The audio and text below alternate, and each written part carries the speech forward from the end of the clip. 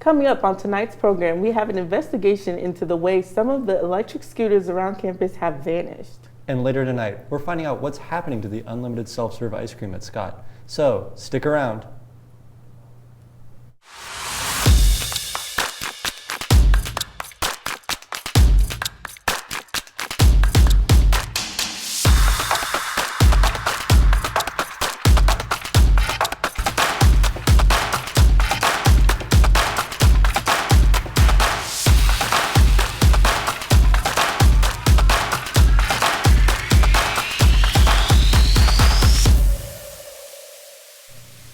Good evening, Buckeyes. I'm Deja Best. And I'm Sam Derfler. Welcome to the April 3rd edition of Buckeye TV. I hope everyone at home has a snack because tonight we have a broadcast where we're going to talk about the end to Scott Hall's unlimited soft serve ice cream and what's the deal with cafes on OSU's campus. We always love food-based stories, but even more, we get to hear from OSU's graduating seniors as they live out their last semester on campus. But before we get into that, as the 2025 NFL approaches, several Ohio State football players have declared their intentions to enter the professional ranks. Here's a quick overview. Offensive tackle Josh Simmons, wide receiver Emeka Egbuka, defensive end Jack Sawyer, defensive tackle Tyleek Williams, and running back Quinshawn Judkins have all declared for the 2025 NFL Draft. Ending their collegiate career with championship titles, these Buckeyes have showcased exceptional talent and dedication, preparing themselves for success at the professional level. We wish them the best as they embark on their prospective NFL journeys. Have you noticed a lack of Lime scooters around campus? Up next, we take a look into the Green Machine's disappearance and ask students how they feel about the mysterious scooter activity. So close to home. With cutthroat competition, limited territory, and their sudden end to a familiar green face, rumors of a scooter mafia have begun to surface. Find out just how deep the scooter rabbit hole goes. Adam Montanez has the story.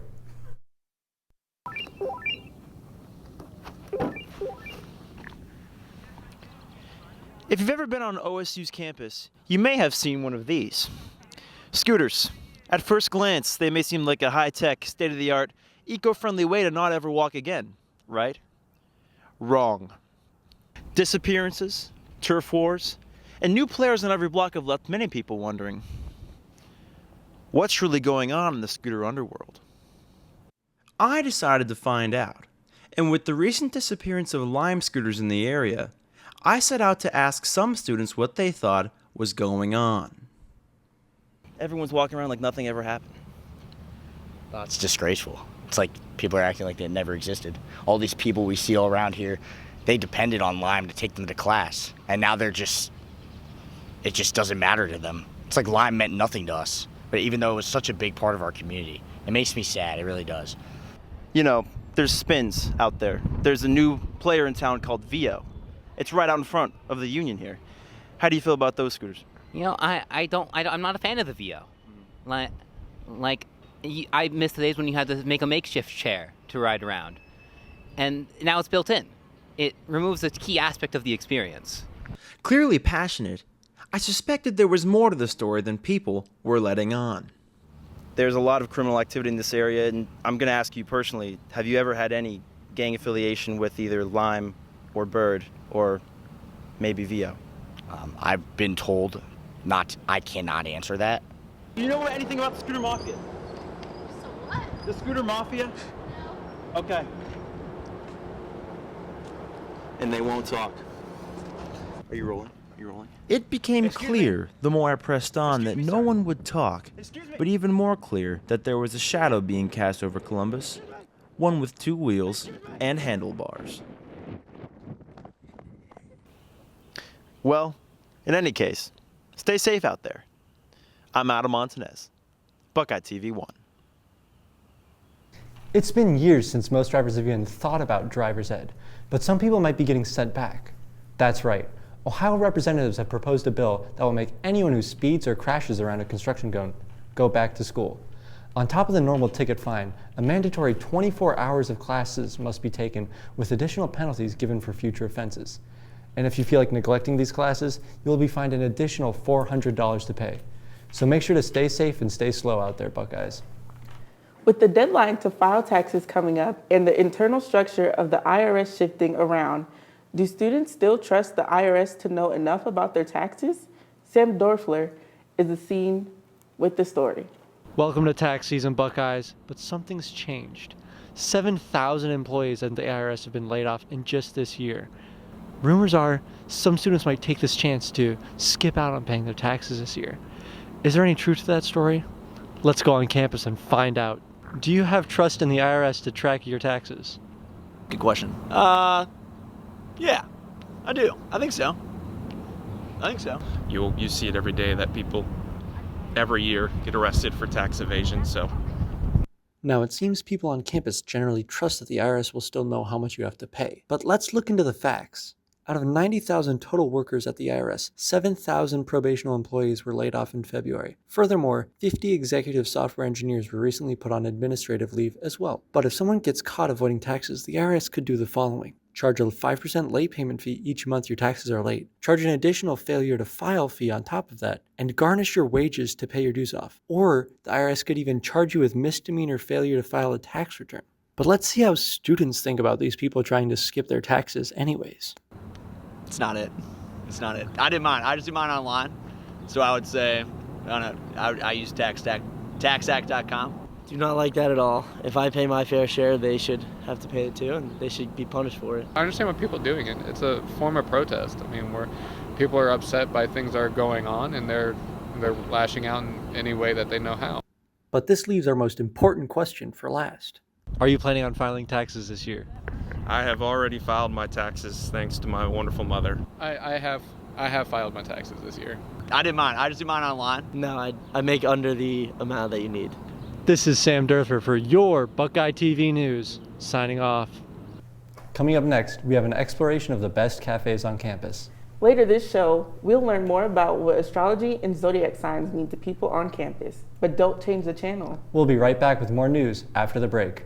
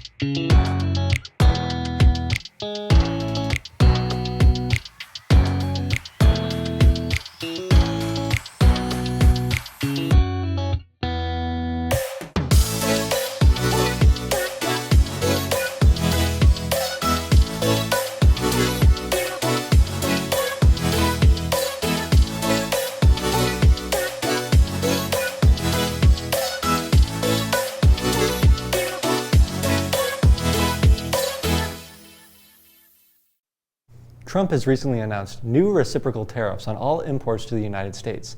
The president tariff would increase the tariff rate to 34% on Chinese goods, 47% on Madagascar's goods, 27% on Japan, and 10% tariffs on Heard and McDonald Island, which has a population that includes 0 people and over 2,000 penguins. Trump's latest tariffs news also had an effect on the Wall Street today. When the market opened today, the U.S. stocks plunged, with Apple and Bank of America being down 8%, Nike stocks plunging 11%, with the DOW plunging 3.6% in total, and NASDAQ down 5.6%, causing fears of a potential recession. Also today, Senators Grassley and Cantwell will be introducing a legislation to require congressional approval for new tariffs. For students on the go, a cup of coffee and a quick bite can make all the difference in a busy day. Let's hear from Leanna Tran on where students are going and their thoughts on the school's cafes. College can be hectic, but sometimes the best way to pull through a long class or a study session is by grabbing a bite or a drink. Ohio State has many cafes to offer where you can get whatever your heart desires. From quick grab-and-go spots to quiet corners perfect for studying, campus cafes serve a wide range of student needs. Some are known for their specialty drinks, while others attract customers with their cozy ambiance. Do you go to any of the cafes here? If so, which ones and why, or do you not? I do. I mainly go to Berry Cafe and 12th Ave, just because those are like the closest ones for me. I think they're pretty good. I think every place on campus offers around the same menu items. I think that they switch it up like every season. They have like a different drink. I really appreciate that sometimes. But yeah. And there has been opinions about wanting more cafes on campus that are open in late hours or have 24-hour cafes. Do you have any opinions on those? 100%. I support it. I would love for cafes to be open 24 hours. I'm someone who drinks coffee until like midnight every day. So as you can tell, I have a coffee and it's like, 4 p.m. So I completely support that, absolutely. I 100% agree. Me and my friends always talk about it when coming back from the gym. Like, man, I wish there was a place or like Woody's was open until 12 or something like that. So, they used to be open until midnight, so. To find out, we conducted a survey asking students to rank their favorite campus cafes. Majority of the students who took the questionnaire has ranked KSA Cafe at Knowlton Hall to be their top ranking cafe, following by Berry Cafe at Thompson Library as the second ranking, and Terabyte Cafe at 18th Avenue Library in third.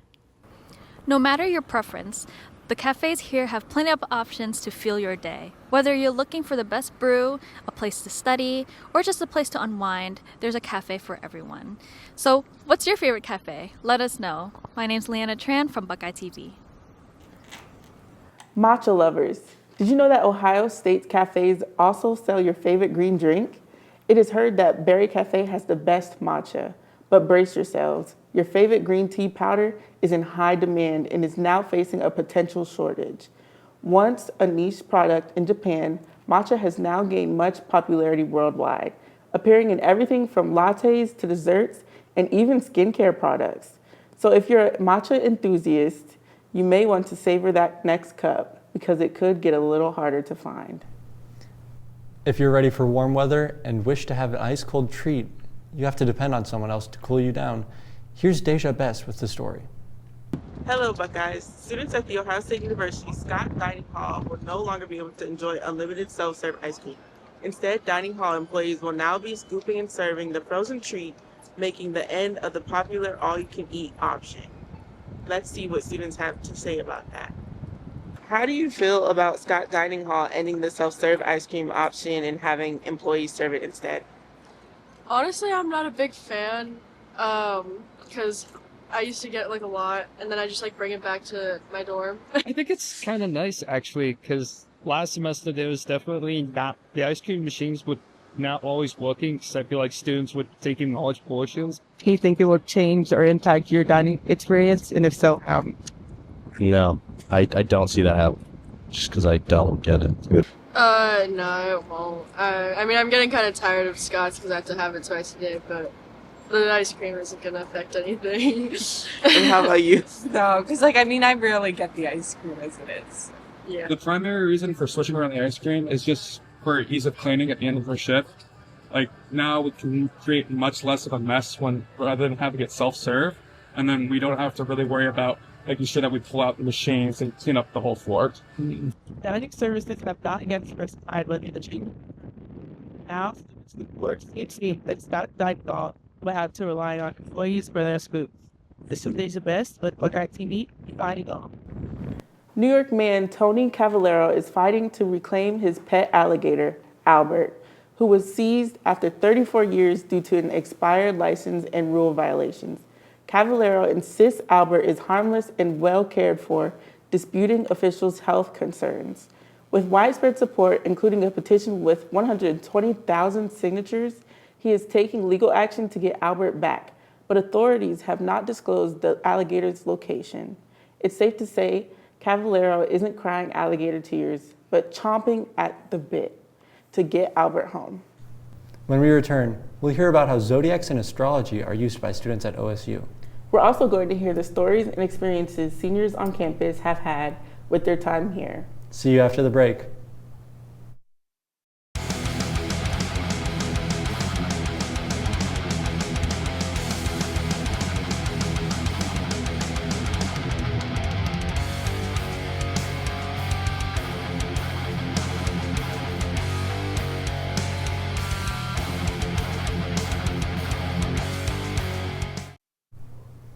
It's Aries season, a time for courage and new beginnings. But does that mean anything to Ohio State students? Coylin Prucha has the story. What's your zodiac? Is a question that people have heard at least once in their lives. Since the 4th century BC, people have been linking astrological signs to personality traits. But do Ohio State students still believe in this pseudoscience? Today, we're on campus to find out. Do you guys know your zodiacs? Yes. Yes, I'm an Aries.